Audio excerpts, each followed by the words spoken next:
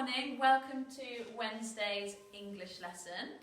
We're going to be doing a little bit of both again today, so you'll see me doing some and Miss Walsh. So I'm going to start us off with today's spellings. Now we might have looked at we might have looked at both of them before, but this first one I know we've definitely looked at before, but it is one of our tricky ones, so we're going to look at this one again, and your. So we've got does and your. Okay, so I'm going to show you how I would write them up, and then it's going to be your turn. Okay, so the first one is does, and some of us do know little rhyme to help us spell this one. Daisy, make sure your D is a nice tall letter.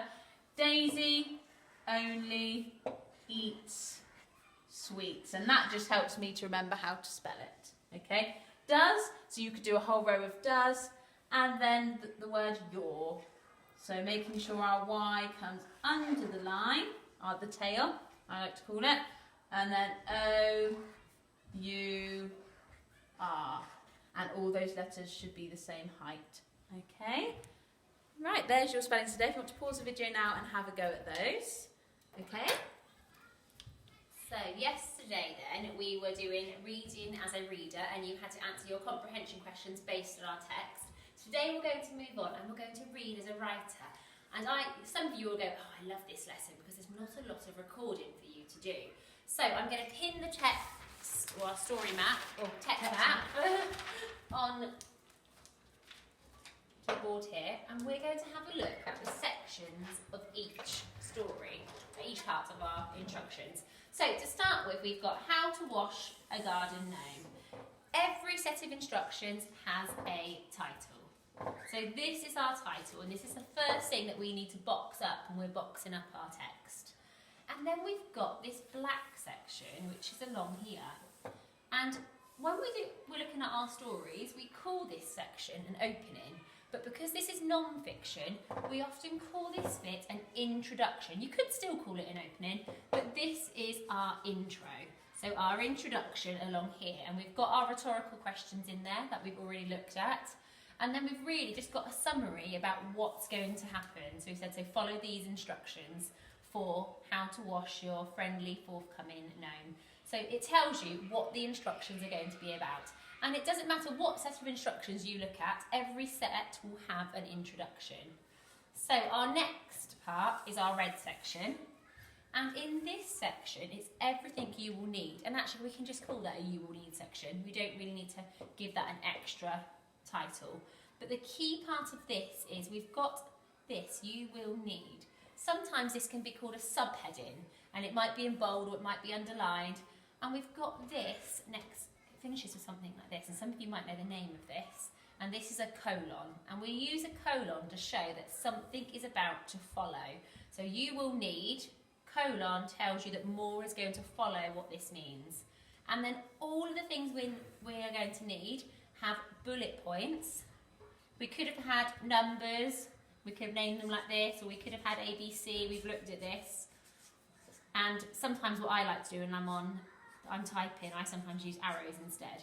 But the key thing to remember is a new one for each item.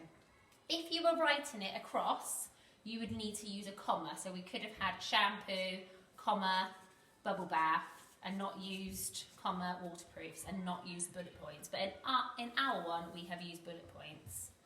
So the next section then is our instructions, okay? And that's the steps that we need to follow. This tells us what we need to do.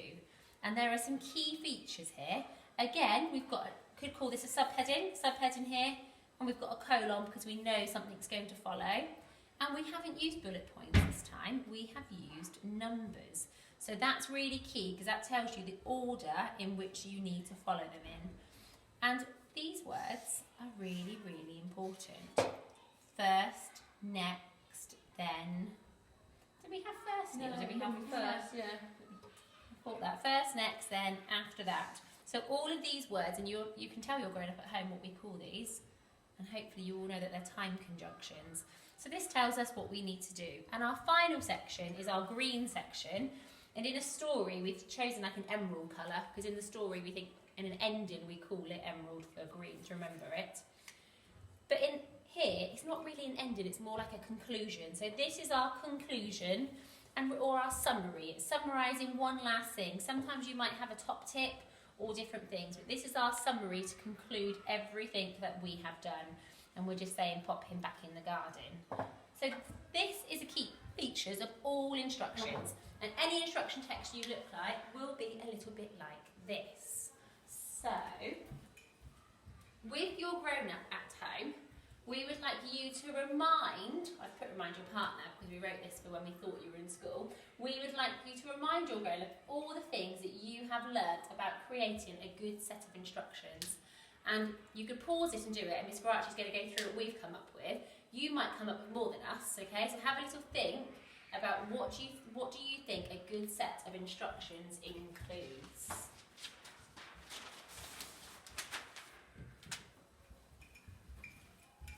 Okay, so here is our toolkit for instructions, what we've come up with and what we have worked through over the last few lessons. So, one of the first things we've put is our time conjunctions. So we like to see them in all instructions, so your first, next, then, after that. Also, imperative verbs, so they're your bossy verbs, your wash, put something back, get something, okay? Rhetorical questions in the opening, that's a really good thing to have in a set of instructions.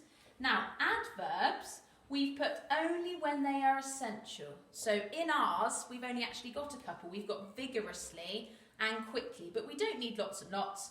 We just need them if they are only essential, okay? Then we have got numbers, letters, or bullet points for the lists and steps in instructions. So Miss Welsh showed you this, we've got some bullet points here, look.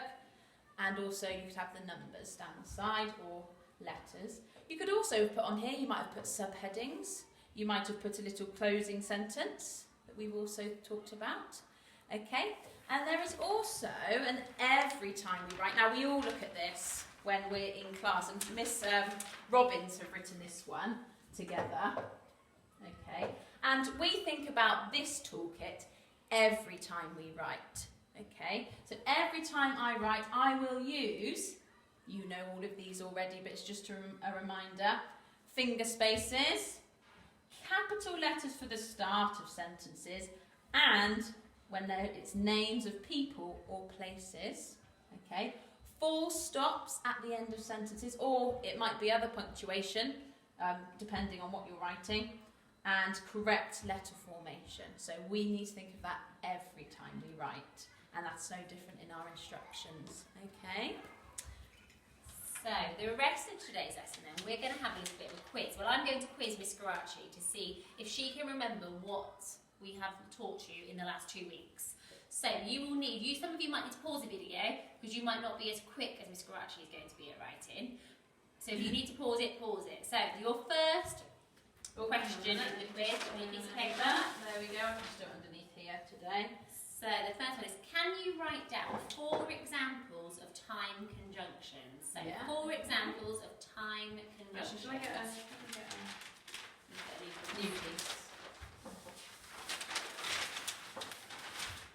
Sorry, bear with me. Right, 4 time conjunctions. 4 time conjunctions.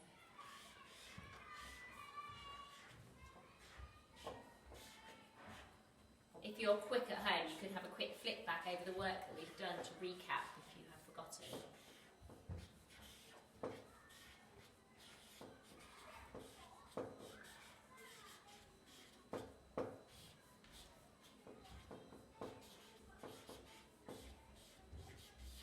So what have you gone for? I've gone for next, then, after that, and finally.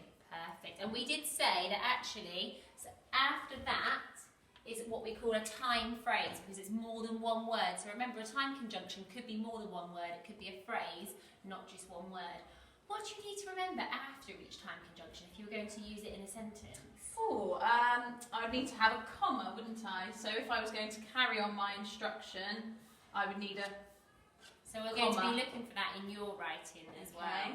Right, the next quiz, are you ready? So can you write down 4 examples of imperative verbs? Okay. And they don't have to be linked to our story map, they could be any verb. So remind yourself at home, what is a verb? And 4 imperative verbs.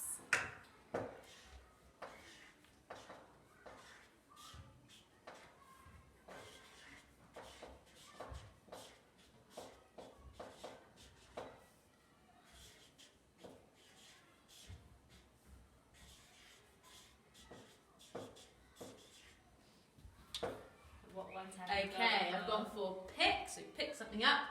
Scatter. We might not have found that one, but we could scatter something. Get and scrub. And scrub is from R. So anything you can do. A verb is a doing word, and an imperative verb just means a body imperative verb when you're ordering someone to do something. So the next one is, can you write me an example of a rhetorical question? Okay. So at home, remind yourself, what is a rhetorical question?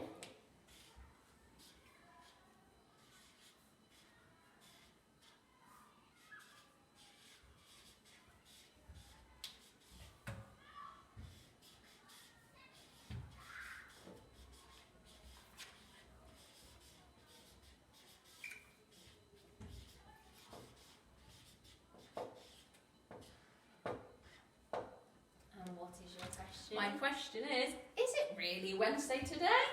So at home, you should have a question that you don't really need an answer to. So an obvious question. We've given you lots of examples when we were doing this, and I think I said to you, the one I always use at home to Ava is, have you just made all this mess? Even though I know it was her, and I say that quite often, nearly every day. So your next one then is, do you think you can write me 2 adverbs to describe how I'm going to rip this piece of paper?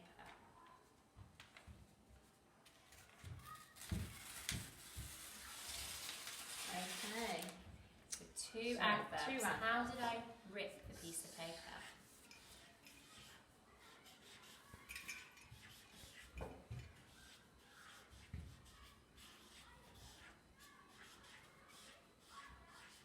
I've gone for slowly and carefully.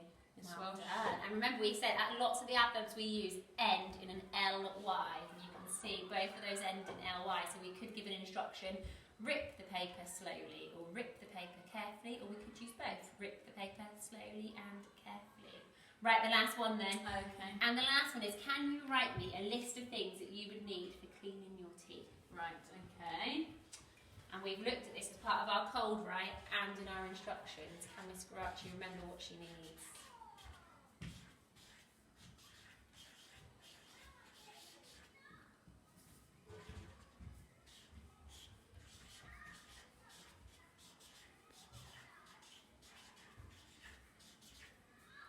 Toothbrush, toothpaste,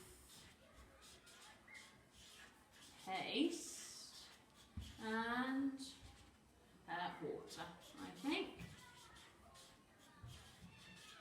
So yeah, I've gone for, you will need toothbrush, toothpaste, and water. And if you have a look carefully, we can see Miss Garachi remembered the colon and remember the bullet points with a new thing on each line.